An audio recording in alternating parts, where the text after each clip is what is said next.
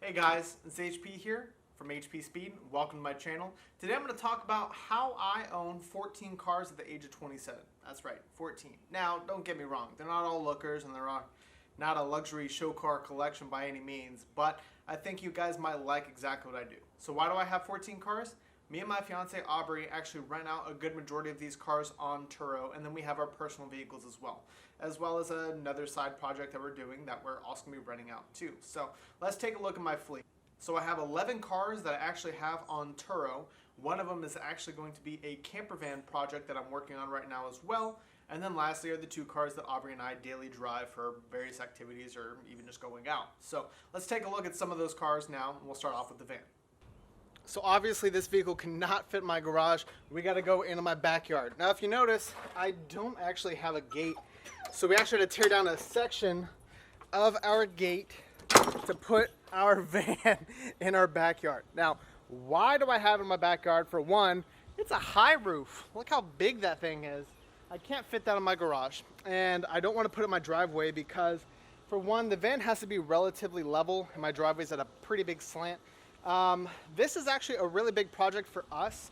Aubrey and I actually had an idea about getting a van to actually convert into a camper van. So if you take a look back here, we have the van completely stripped out. We've got all of our interior out. As you can see, it has windows because the windows means that this vehicle was actually a passenger van. Turns out it was actually used as a tour bus very briefly for like an old folks home or something a little bit after that. And it's only got 15,000 miles.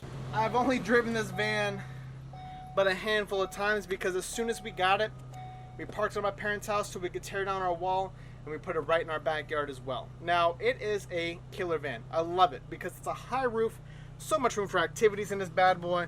We're gonna take it camping, and eventually, when we're done with our initial maiden voyage, we're actually going to put it on a peer-to-peer car sharing app called Outdoorsy, where we're going to be able to rent out our van to other people who don't want to build a camper van but also don't want to buy one either, so that way they can rent ours. Next up is one of our newest Turo cars. It's actually this Mercedes-Benz.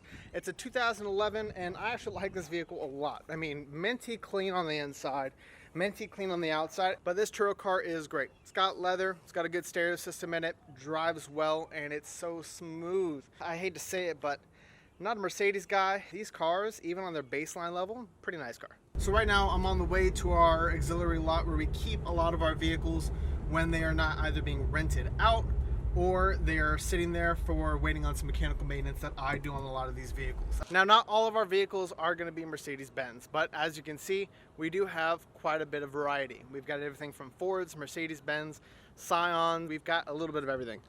So a couple of cars that we have, this is our Ford Focus. That is a 2007. This is a 2009 Toyota Yaris.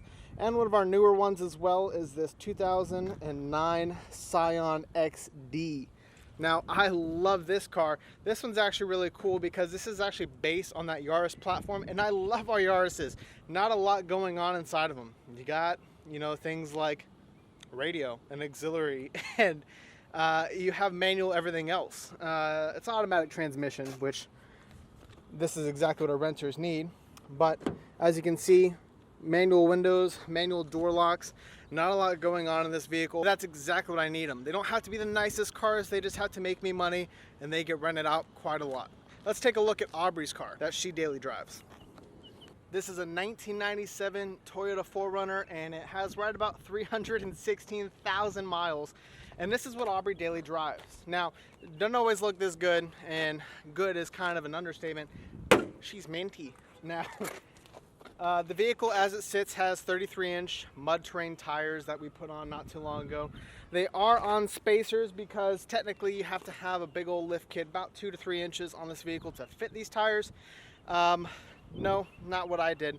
We beat it with a sledgehammer to clear some of these wheel gaps, and these spacers do perfect on the inside as well. She definitely served us well during Alaska, where we actually used this vehicle to navigate the frozen tundra that Plano or DFW ended up becoming. Now, I love this truck for a number of reasons. Number one, the mileage is ridiculous.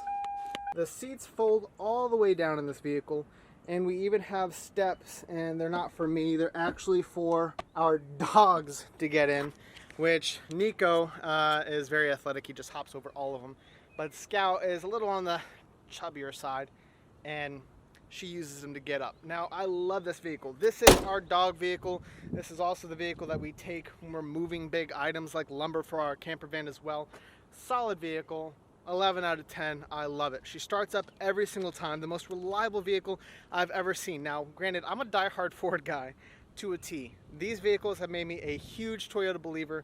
Now, Toyota reliability is no joke. This vehicle is actually probably the biggest reason why a good portion of my Turo fleet is Toyota products. And I'm talking about our Yaris.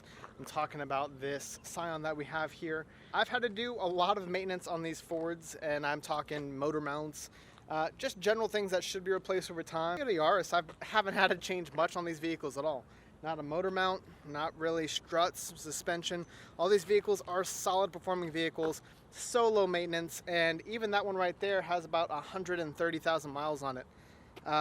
They're just solid performing vehicles. Let's take a look at one last vehicle that I have to show, since the majority of my vehicles are actually out right now at the moment. Let's go take a look at my personal daily driver and one of the vehicles that I just truly love.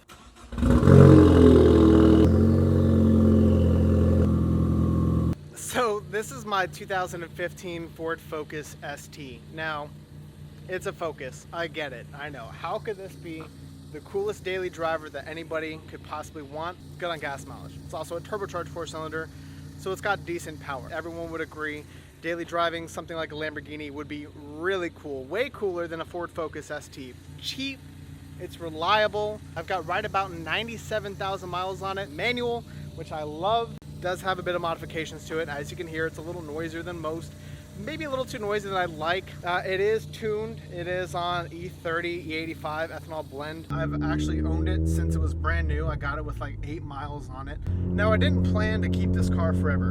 About a year ago, I was planning on selling this vehicle. Something kind of popped up in the market that I realized. It's that these vehicles aren't really worth a lot. They bring in right around $9,000 or $10,000 for my trim vehicle. So then I start playing in my head, okay, if I sell this car for $9,000, what can I buy for $9,000? I can buy a lot of cars, you know, but I couldn't buy a fun car to drive. I couldn't buy a fun manual that was around the same price. So I opted to keep this car.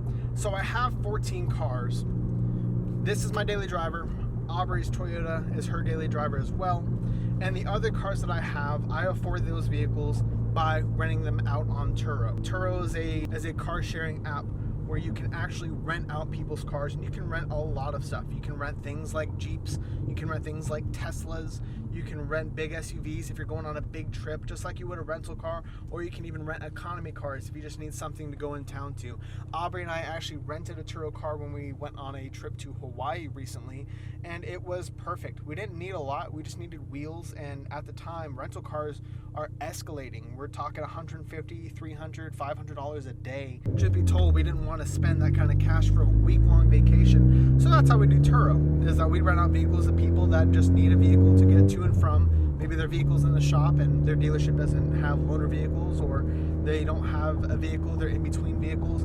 They can rent our vehicles, and that's how I actually afford them. It's been a pretty lucrative business. We've made quite a bit of money off of them, and every vehicle at some point or another ends up paying itself off, and then we get pure profit after that as well. Now, she's not a show car by any means. Like I said, this is my daily driver. Got 98,000 miles on it now. Just the most reliable car I've ever had. And this is the car that, you know, I've taken trips all the way to Santa Fe, taken this vehicle a lot of places. A lot of the vehicles that we actually get are cash vehicles. They don't have the best paint, they don't have the fanciest trims as well. They're simply vehicles that can get to and from point A to point B, and our fleet is ever growing. Now, I'm not talking about just our Turo fleet. I plan on getting a new car actually here in the future as well. There'll be some videos about that too. It's not your average car, and it's definitely not just a sports car. I'm actually thinking the realm of supercars as well. So stay tuned to take a look at what I end up buying. So 14 cars requires a lot of maintenance. I maintain all of my vehicles myself actually, and that's how we end up keeping these vehicles in service, as well as making the most money because we can do all of it myself. This is my shop. Doesn't look like much because it's my garage. A lot of my mechanic know-how is usually self-taught, and it's stuff that my father had taught me as well. I worked in the car industry for a long time, but as you know, I actually quit my job recently. working at car dealerships. It's an 8:30 to 8 job sometimes. I put over somewhere between 60 to 70 hours every single week, busting my butt.